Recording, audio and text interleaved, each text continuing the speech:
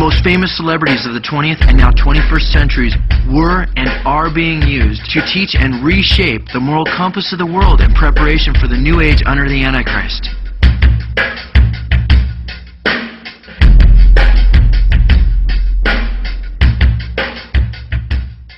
God forbids contact with the dead and condemns those who engage in such practices. Be very careful not to imitate the detestable customs. For example, do not let your people practice fortune-telling or sorcery, or allow them to interpret omen or engage in witchcraft, or cast spells, or function as mediums or psychics, or call forth the spirits of the dead. Anyone who does these things is an object of horror and disgust to the Lord. God's word warns that astrology will not save in the day of judgment. Disaster will come upon you, and you will not know how to conjure it away. Let your astrologers come forward, those stargazers who make predictions month by month. Let them save you from what is coming upon you. Surely they are like stubble. The fire will burn them up. They cannot even save themselves from the power of the flame. Satan is called the father of lies in the Bible, and he revels in encouraging others to speak lies and deceptions, and oftentimes works through humor in order to disarm us. Dun, dun, dun, dun. Well, I come from 6 feet under with a dead guy on my knee. I'm heading down to Hades for to spend eternity. The sitcom Roseanne, starring the woman by the same name, was the nerve center for anti-Christian sentiment in the 1990s. Even worse than you thought. Well, what kind of crowd? He's not doing drugs, is he? No, no. He's going to church. Oh, God, no. In her autobiography, My Lives, she spoke of leaving her body and communicating with voices from unseen beings. When I went away, I left my body completely and could hear other voices all around me chattering about how God would make me strong and how nobody could really get me. A spiritual message, really. The voices that she heard were not from the God of the Bible. The Ouija board wasn't sending me a message from the dead. She has engaged in automatic writing. Roseanne writes of her channeling. It would all just come pouring out as if I were in a trance, and not until I reread it did I know what it was about.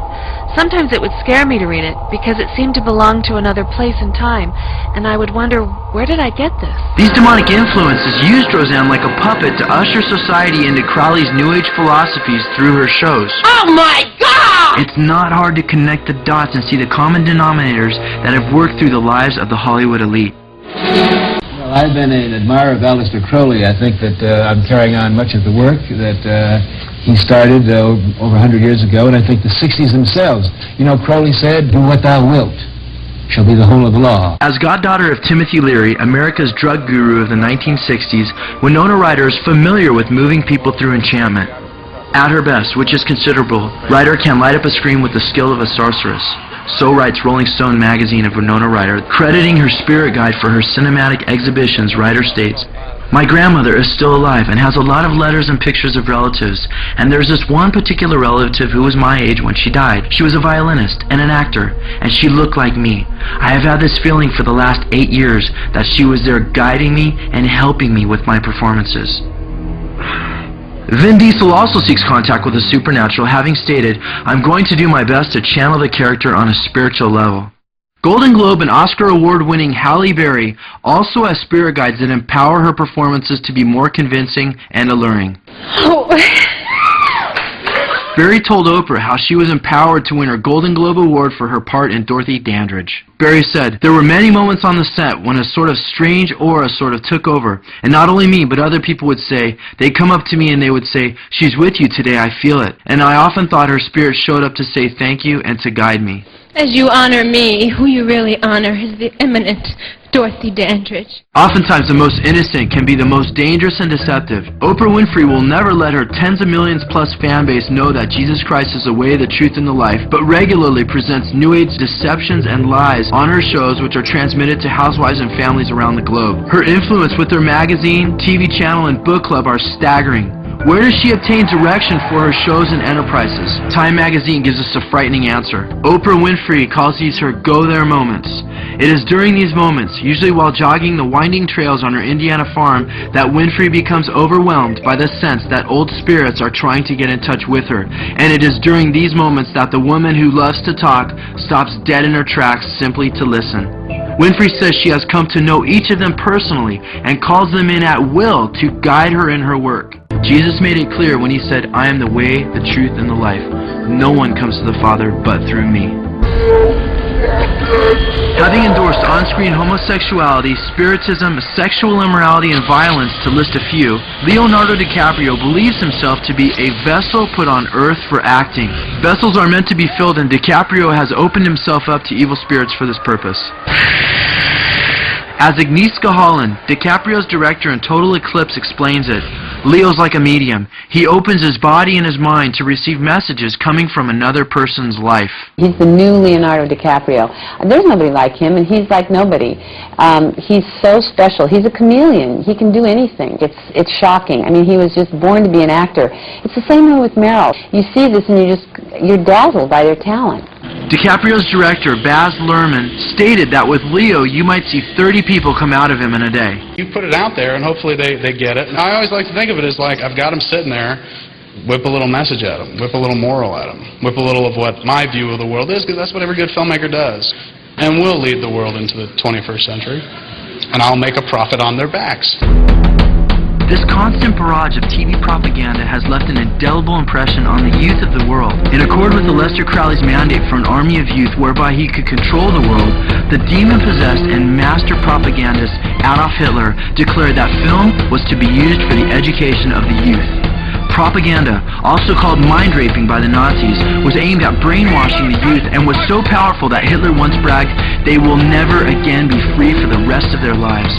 Und wir möchten nun, dass ihr, deutsche Jungen und deutsche Mädchen, Adolf Hitler opportunistically set the campaign for his occult agenda in motion by indoctrinating children at a very early age. In order to completely own the minds of the children, he created the Youth Film Hours, where it was mandatory to watch movie after movie that painted the Nazis in a positive light. These Youth Film Hours were so successful that they even replaced Sunday school. He outlined, "My program for educating youth is hard. Weakness must be hammered away. In my castles of the Teutonic Order, a youth will grow up before which the world will tremble. I want a brutal, domineering, fearless, cruel youth. Youth must be all that. It must bear pain. There must be nothing gentle about it. The free, splendid beast of prey must once again flash from his eyes. That is how I will eradicate thousands of years of human domestication. That is how I will create the new order." Coincidentally, the last troops to hold out against Allied forces in Berlin, Germany were armies comprised of the youth. Joseph Goebbels, a minister of enlightenment and propaganda, had clear objectives for the Nazi filmmakers. "I kept impressing my people with one basic truth. Repeat everything until the last, most stupid person has understood." How many movies and shows really say the same things over and over in different ways to us? That you can live as you want, be it free sex, drugs, exalting yourself above others. That life's problems can be worked out without God, or that there is no God. Don't talk about right and wrong with me, man, because I just don't give a It's easy to condemn the Nazi regime as barbaric, yet we are being duped in the same ways as they were by a regime that rejects God and exalts immorality. It was and is America's first form of sex education. Got it. Want to make love to me? Oh, yes. You leave your life outside the theater, go into that dark room, and it draws you closer to the person on screen. Don't stop. Let's do it.